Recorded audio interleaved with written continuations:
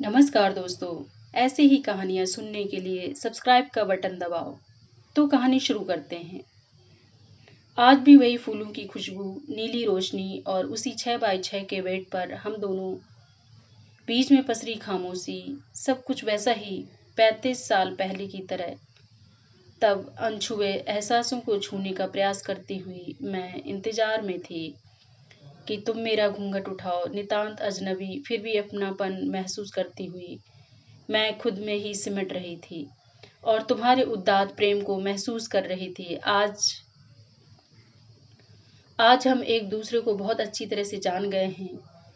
आज भी तुम मुझसे और मैं तुमसे अटूट प्रेम करते हैं। आज बच्चों ने हमारी शादी की कोरल एनिवर्सरी मनाई है, सब कुछ उसी पहली रात की तरह। किंतु कितना बदला बदला सा। सुनो, जिंदगी खूबसूरत हो, हमारा प्यार तरोताजा रहे, इसके लिए सबसे जरूरी है कि हम एक दूसरे पर विश्वास करें, हमेशा। ये हमारे वैवाहिक जीवन की शुरुआत थी। प्यार की पहली शर्त परस्पर विश्वास। और फिर कई दफा चाहते हुए भी मैं तुमसे कुछ पूछ नहीं पाई कि तुम मेरी परवाह को अपने प्रति अविश्वास न समझ लो।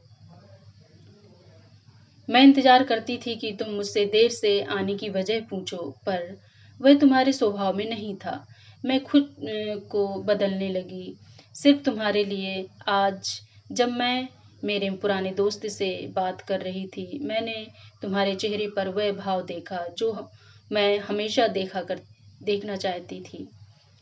पहले शायद मैं इसे महसूस कर खुश होती, किंतु आज अजीब लगा। तुम शायद वह महसूस कर रहे थे जो बरसों से मैं करती आई। क्यों?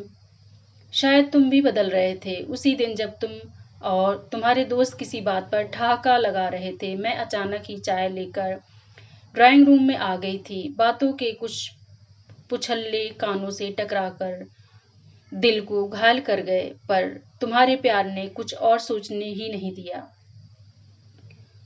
मैं चाहती थी कि तुम मलहम लगाओ, पर तुम और मैं एक होते हुए भी बिल्कुल अलग थे। और शायद ये भिन्नता ही हमारे आकर्षण का कारण थी। हम एक दूसरे के पूरक थे और इसलिए हमारी जोड़ी आदर्श थी। आज सोचकर हंसी आती है कि मैं कितनी नादान थी, जो चाहती थी कि तुम मुझे सरप्राइज गिफ्ट दो, पर तुम्हें ये बचकाना लगता। सब कुछ तो तुम्हारा है, जो चाहो जरूरत के हिसाब से खरीद लो। तुम्हारी ये बात मेरी चाहत को जरूरत में सीमित करती गई और वक्त के साथ मेरी जरूरतें कोने में सिमट गईं। तुम जो चाहते अकेले खुद के लिए खरीद लाते। मैं चाहती थी तुम्हारी चीजें मैं पसंद करूं, किंतु तुम मुझ पर परिवार में थकने के बाद आराम देना चाहते थे। अब तुम चाहते हो कि मैं तुम्हारे साथ खरीदारी करने चलूं, तो मुझे अटपटा लगता है। सुखद दाम्पत्य शायद इसी को कहते हैं। हम और तुम एक साथ होकर भी अपने मैं और तू को जिंदा रख पाए, क्योंकि हमने अपनी इच्छाएं एक दूसरे पर थोपी नहीं।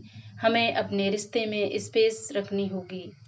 तुम्हारी इस बात पर भी मैं स्वीकृति की मुहर लगा दी थी। अपने अपने कार्य क्षेत्र हमने बखूबी संभाले तथा दोनों बच्चे उच्च शिक्षित, बहू और दामाद भी बढ़िया।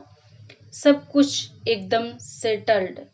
फिर भी कुछ छूटा हुआ सा शायद हमारा प्यार हमें बदल रहा था।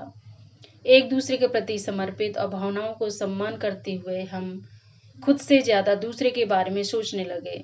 मैं तुम हो रही थी और तुम मैं में तब्दील हो रहे थे। सुनो, ये सिर्फ एक शब्द नहीं था, मैंने आवाज के साथ तुम्हारा स्पर्श भी महसूस किया। मेरा रोम रोम सर्वेंद्री बन गया।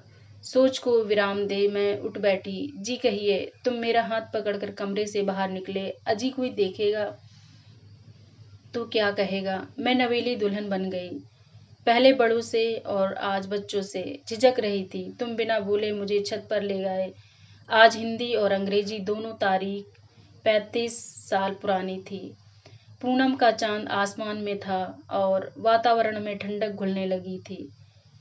वृक्षों के शीर्ष पर छिटकी धवल चांदनी मोहक दृश्य प्रस्तुत कर रही थी।